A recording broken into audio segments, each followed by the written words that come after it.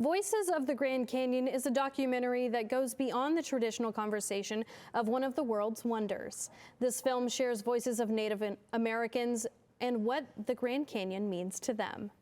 Cronkite News reporter Hailey Forbis tells us about cultural perspective and how movie making gives Indigenous voices a platform, whether it's in English or in their native language.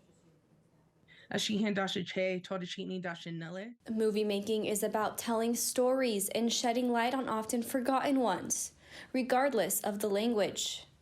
It's a space for filmmakers to express themselves.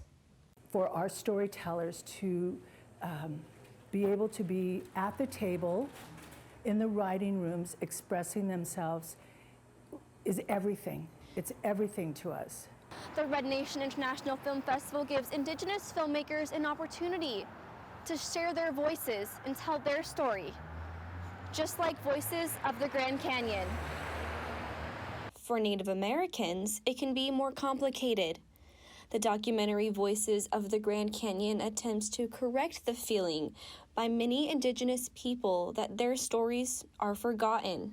When you're ethically subjecting Native people to a sense of genocide when it comes to cultural beliefs, that's really important to have a different perspective when we're talking about land, when we're talking about water, and when we're talking about our relationship to the elements that surround us. Some Indigenous people believe it's their duty to share that knowledge. I believe that's what my ancestors chose for me to do. Since I was young, like I said, all that information was passed down to me. So carrying that knowledge, I'm just bringing it out forward to the world. Voices of the Grand Canyon shares the perspective of those who've made the canyon their home for centuries. For these people, it's more than a tourist attraction. It's a place of great significance.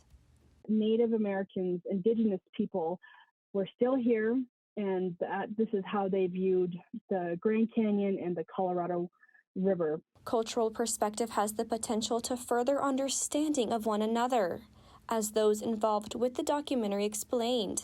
In Los Angeles, Hailey Forbis, Cronkite News.